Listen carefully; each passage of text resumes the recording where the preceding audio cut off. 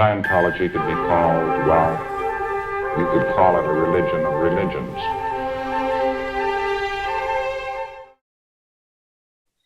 Yeah. Hey, what about we've got Janice Gilham Grady's sister said that LRH tried to kiss her when she was 12. Yeah. Yeah, you heard that as well, or you reckon it's true? Yes, I have. I got into a little bit of it because when I reviewed Janice's book, and I wanted to give her a positive review because, you know, I anybody who has experience, they may well have Stockholm syndrome. They may well actually not really be getting everything that they experienced. You know, we all see called the Ebbinghaus forgetting curve. Our memories change with time. It's a well-known reality. So there may be. What do you mean by Stockholm syndrome? I'm trying to understand that. If somebody was completely under the control of L. Ron Hubbard, and I'm going to say it, Yvonne Gillam, who is regarded as the most wonderful person who was ever in Scientology. You got her and you've got John McMaster. Now, Yvonne was dead, you know, before I could talk to her. John McMaster I did interview, and it really shocked me that this man was considered, he was lionized, he was considered the most wonderful human being because he was a dreadful human being. I came to know him over a period of months, and he was one of the most narcissistic people I've ever met. I never saw food pass his lips, but I saw him drink a lot of vodka, and he was just all about himself and putting on an act. You talk about John McMaster. John McMaster. I have 6 hours of recorded interview with him, which I will. But the only thing I have a problem with you saying that is that he was really well liked, and he was like this fantastic PR guy. That's why Hubbard chose him for the first clear. Yeah. Has he changed? Had he changed after? No, he'd been the same person. He was a narcissist. He was. Do you think maybe that he has a public personality when he was touring the orgs, and he was putting on a whole social personality, but privately talking to you, he opened up and he was more himself? No, he didn't open up to me. It was still the same man that did the tours, but I was a different audience. And so we'll get back to Yvonne, right? But when the first time I interviewed John, 3 hours, recorded it, and I came up a few more questions. And I'll never forget how the interview started, because I said to him... sorry, by the way, are you ever going to post these sorts of things online? Yeah. That would be fascinating, huh? The time will come. I mean, forgive me, but I've spent 37 years doing this, and I'm just about to retire this year, and I don't have a pension. I don't have any money in the bank. And whenever I do something... It's because it needs to be done. But I have a very busy life. You know, I have 4 children and a grandchild and all sorts of things going on. So I have interviews. I've got interviews with Otto Roos as well. I have an interview with Ken Urquhart. But well, at the end, we'll get all your donation details down at the end. Oh, that's very kind. And the information about your new book. But anyway, go on. It's just a matter of, you know, I don't want to be whinging. I don't want to be a whinging pom. I do want to just say that nobody buys my time. So therefore, things get done when I have time to do them. I've had the McMaster interview digitized, but I haven't had a chance to listen through to it. And, you know, I like to be sure before I publish something that I know what I'm publishing. But putting that aside, because it's not significant, when I interviewed him, I said to him, the interview started with, how did you get into Scientology, John? Well, I was born in Durban and I got the whole life story. The second time I went to interview him, he said, I'd like to record this for myself. And he hit the play button, not the record button on his machine. And it went, I was born in Durban. And there was the whole spiel. Ralph Hilton, who was on somewhat friendlier terms with me then than he is now, because I outed him as a follower of Aleister Crowley, and he denies that absolutely. Um, um, I wouldn't be surprised if he was. I think he seems like someone who would be.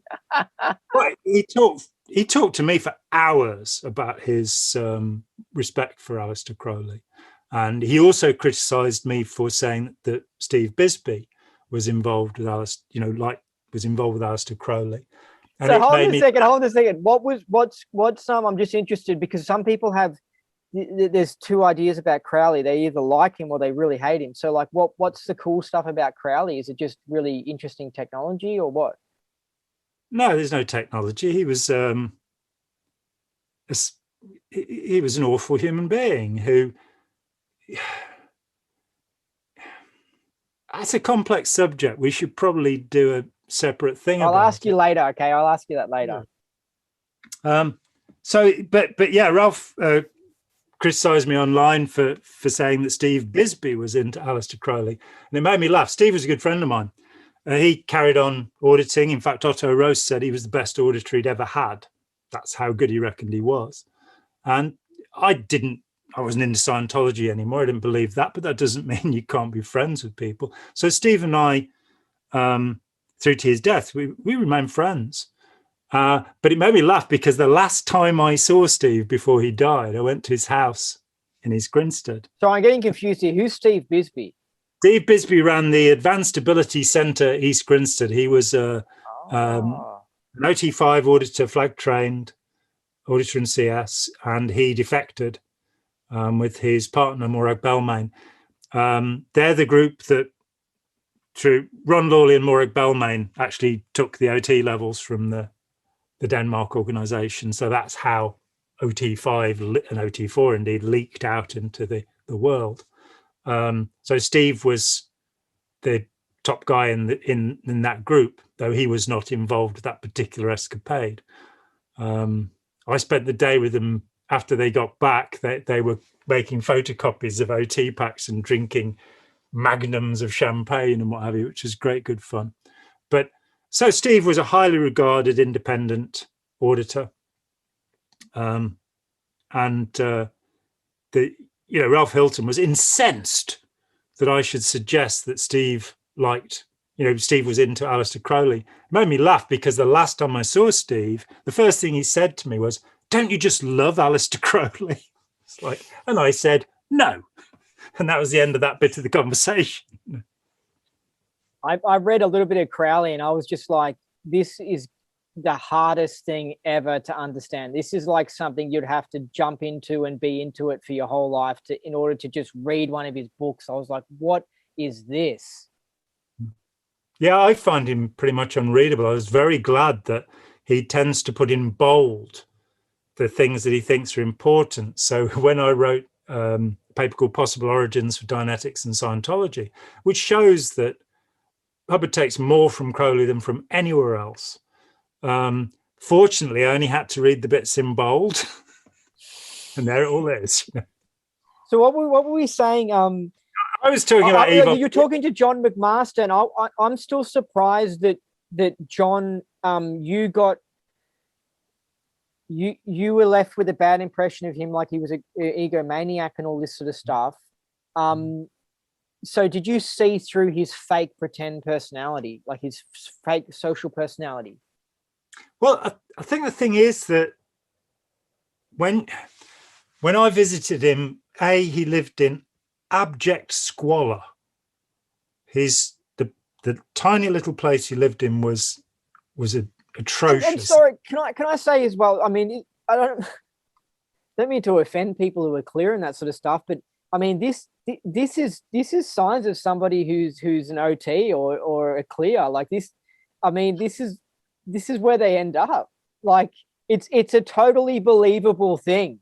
Like it's not like he's suddenly this amazingly successful rock star. There are heaps of people who have gone clear or OT and they end up being like what you're saying, where they're just like they struggle to pay the rent. Yeah, and the significant problem was that he was a profound alcoholic. He wasn't just somebody who drank. As I say, in the year or so I knew him, I never saw a morsel of food pass his lips. It was the cheapest white wine or the cheapest vodka. And he was just... This is the world's first clear. This is the world's first clear. This is where it ends up. And this makes you think that clear just isn't real and it's just made up. Well, I mean, his own story about that was that he was one of the people who spent months digging the ditch, as Hubbard put it, of going through the term-up-term bullshit of the clearing course, where it's to be or not to be. Imagine a light, imagine a shock.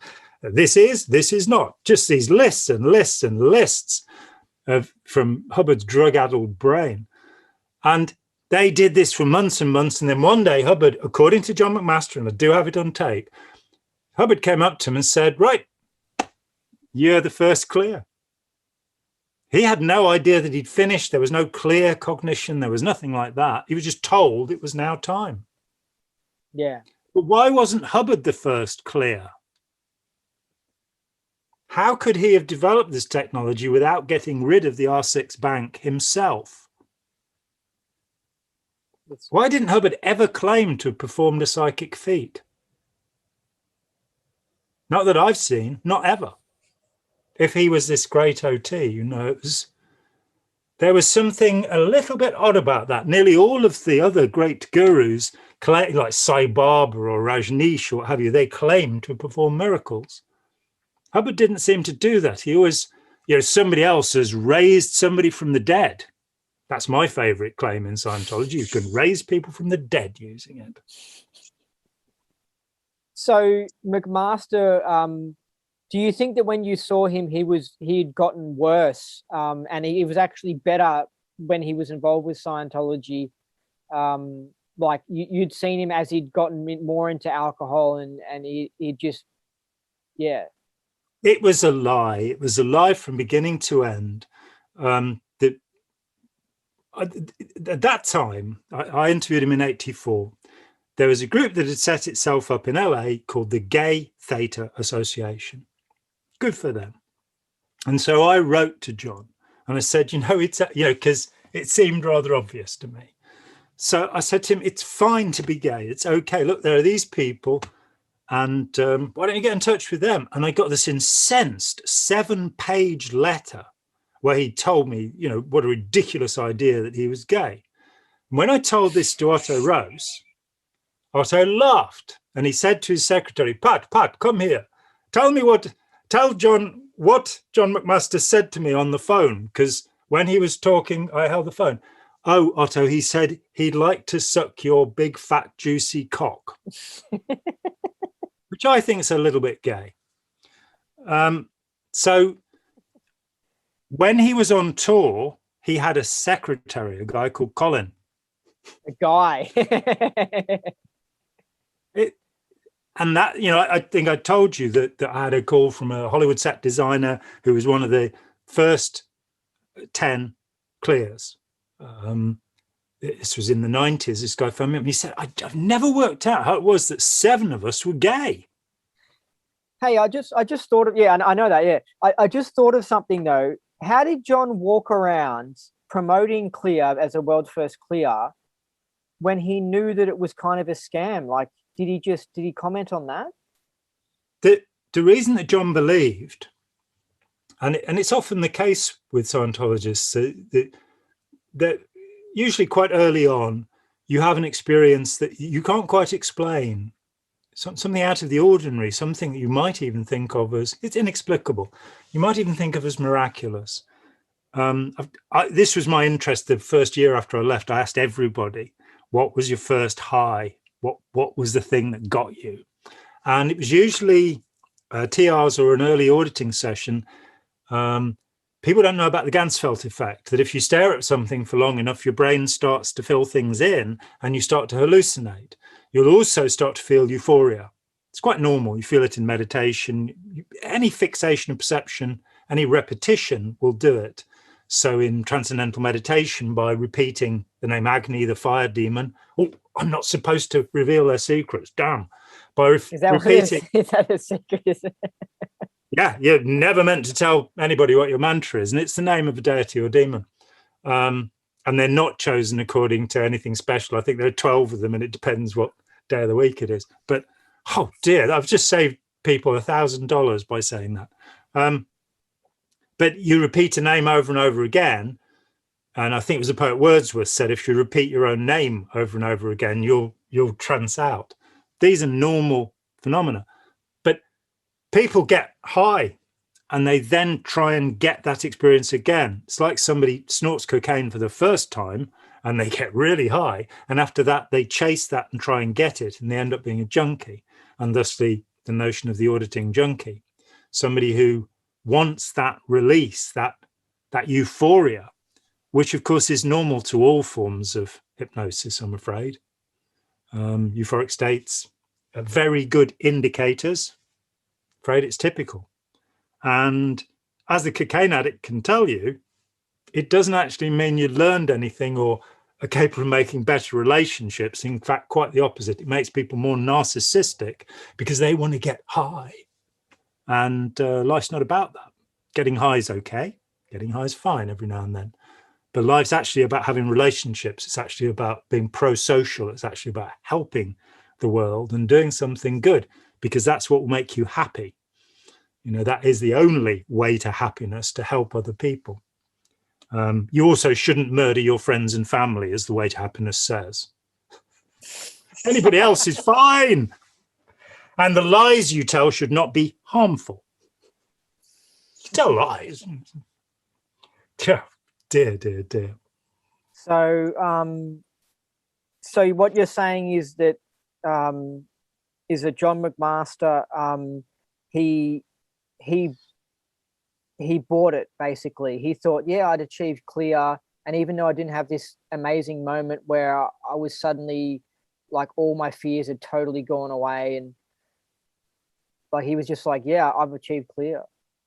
Well, I was, as ever, I meandered off, and I hope people will forgive me for that. John said that John had stomach cancer as a young man, and he had a portion of his stomach removed, and he was in terrible pain. And he had an auditing session when he met Scientology, and the pain went away. And he told me, and he's now talking certainly more than 20 years later, that the pain had never returned. So there are such stories from other forms of hypnosis. In fact, the most astonishing hypnosis story is one that comes from East Grinstead, of all places, that in the 1930s in the hospital, a man came in and he had scales for skin. So called ichthyoderm, where your skin forms in scales, and he had a hypnotic session and his skin normalized thereafter. So there is an incredible, almost, it's never been successful again, I don't believe, for this very rare condition, but very interesting. But that's to say that we have within us the capacity to heal. There's the placebo effect, there are all sorts of things. What happened with John was that something astonishing happened in his life, and that would be the foundation for everything he would later believe. Of course, his career in Scientology ended when he was overboarded and his collarbone was broken. And he was left in the water for 2 hours with a broken collarbone. Why didn't they take him out of the water? Hubbard told them not to. Jesus, really? Why does anything happen in Scientology? So they just had to, did they have a floaty, or did they just have to wait in the water? I don't know. I don't think he had a floaty. He didn't tell me he did, but that was it. He was done. And after that, he went off and kind of drifted downwards. And there's another story. I'll tell you another John McMaster story. All right, but can I quickly say something? Was John still a believer when you spoke to him? John went off and sold auditing. He actually got totally back into it and made a good living for a couple of years, which is how I encountered him again. Did he sell it independently, or was it part of? Oh, yes. Oh, Yeah, he did. And did he still believe in the state of clear, even though he was drinking alcohol and stuff? You know, I don't know. I don't know whether he conned himself before he started conning other people, because that often happens. So when you spoke to him, he wasn't like Yeah, no, I never went clear. He was just like, yeah, I went clear, and he still believed it. Or he didn't comment on it. He still believed that Scientology had some good ideas in it, but he also felt it had some terrible ideas. So, for example, when Hubbard started in on the suppressive person fair game thing, John said he went and talked to them and said, surely, rather than disconnecting, what we should do is process these suppressives, because the world would then be a much safer place. And surely the thing to do is not to hide from them and run away from them. Surely we should confront them. Isn't that what the technology says? And Hubbard then issued the fair game law, which is his response to John's empathetic approach, more empathetic approach. So he disagreed with aspects of Hubbardomania, but he believed in the idea of auditing. Whether he believed in the state of clear, that's a good question. I never asked him. Oh man, Maybe if we got a Ouija board, we could contact him. And oh no, he'll be in his next incarnation now, won't he? So because he was unsuccessful, he was drinking alcohol. Because I assume that anyone who's drinking alcohol is doing it to numb some sort of problem they've got in them, and so when they don't have the alcohol, they're feeling bad. So I'm sure he would have to question the tech or something like that, because it didn't seem to work on him. I think a lot of people are able to create a separate self. Robert J. Lifton, the great Robert J. Lifton, when he wrote The Nazi Doctors, he talked about a condition called doubling. And he said that, the guy would go home to his family, and you can read accounts by the children of SS men, and be absolutely loving and wonderful, and then go and murder people. And I always quote Mick Jagger at this point, which is, the gangster looks so frightening with his Luger in his hand, but when he gets home to his children, he's a family man. And I think that doubling, that idea of a separate persona, which is very much what Hubbard was. I was just about to say that. Like, he would suddenly flare up and be wild, and then next minute be like, "Hey, Jimmy, how you doing? Yeah, you ordered that person, yeah." Absolutely. So with John McMaster, I stayed in Sunland, overlooking the valley in LA, and John had been there about 3 months before, and the woman whose house it was said she'd had to throw him out because she'd come home one day, and she had 2 teenage daughters, and she'd come home early one day, and she'd found John running around the house naked, chasing his new boyfriend. And she had no objection to him being gay.